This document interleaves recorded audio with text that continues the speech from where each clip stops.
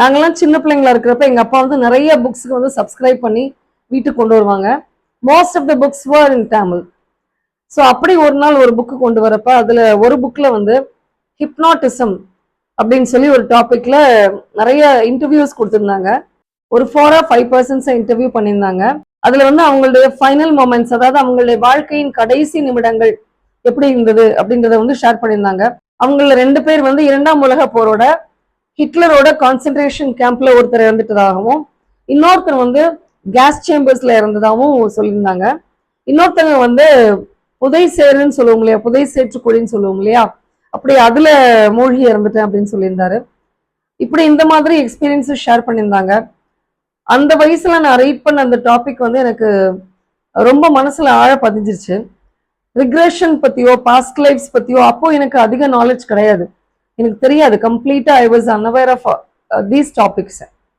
இப்போ லேட்டரா doctor brain வைஸோட புக்ஸை வந்து நான் ரீட் பண்றப்ப இட்ஸ் குவைட் அமேசிங். அவருடைய மெசேஜஸ் ஃப்ரம் மாஸ்டர்ஸ், அந்த புக்ல அவர் என்ன சொல்றாருன்னா, மனிதர்களுடைய இட்டர்னிட்டி, அவங்களுடைய எவர்லாஸ்டிங் நேச்சர், அவங்களுடைய வாழ்வில் சாவில்லாமல் நிலைத்து இருக்குது, அதாவது ஆன்மாவுக்கு அழிவில்லை அப்படின்ற பாயிண்ட் தான் அவர் வந்து ஸ்ட்ரெஸ் பண்றாரு. Bodies really die and decay, ஆனா ஆன்மாவுக்கு அழிவில்லை.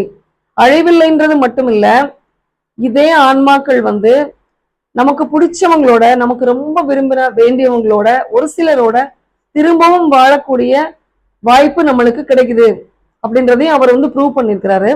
இதோட அவர் வந்து பேஷன்ஸ்க்கு ரெக்ரெஷன் பண்றப்ப அவங்க அவங்களுடைய ப்ரீவியஸ் லைஃப்ஸ்ல போய் அவங்களுக்கு வேண்டியவங்கள, இந்த வாழ்க்கையில அவங்களுக்கு வேண்டியவங்கள, அவங்களுடைய அம்மாவோ அப்பாவோ கூட பிறந்தவங்களையோ அவங்க ப்ரீவியஸ் லைஃப்ல வேற ஃபார்ம்ல அவங்க வந்து மீட் பண்றாங்க. அவங்க கிட்ட இருந்து இவங்க பாடமும் படிக்கிறாங்க, அந்த பழைய எக்ஸ்பீரியன்ஸ்ல இருந்து பாடமும் படிக்கிறாங்க. இந்த மாதிரி அவங்க மீட் பண்ணிட்டு அவங்க வர்றப்ப they become completely different persons. அவங்க அதுக்கப்புறம் வந்து அவங்க கம்ப்ளீட்லி எவ்வளோ மனக்குழப்பங்கள், ட்ராமாஸ் இருந்தாலும் கூட அது எல்லாமே வந்து அவங்களுக்கு கம்ப்ளீட்டா மறைஞ்சு போயிடுது. They understand only one thing, that love is important in life. வாழ்க்கையில வந்து கொஞ்சம் சிறிதளவு அன்பு இருந்தா போதும், பெரிய பெரிய பிரச்சனைகளை சால்வ் பண்ணிடலாம் அப்படின்றதான் வந்து பிரைன் வைஸ் இந்த புக் மூலமா கன்வே பண்ணக்கூடிய மிகப்பெரிய ஒரு உண்மை. டாக்டர் பிரைன் வைஸோட புக்ஸ் ரீட் பண்றது அப்படின்றது வந்து ஒரு different and a very good experience. Why don't you try?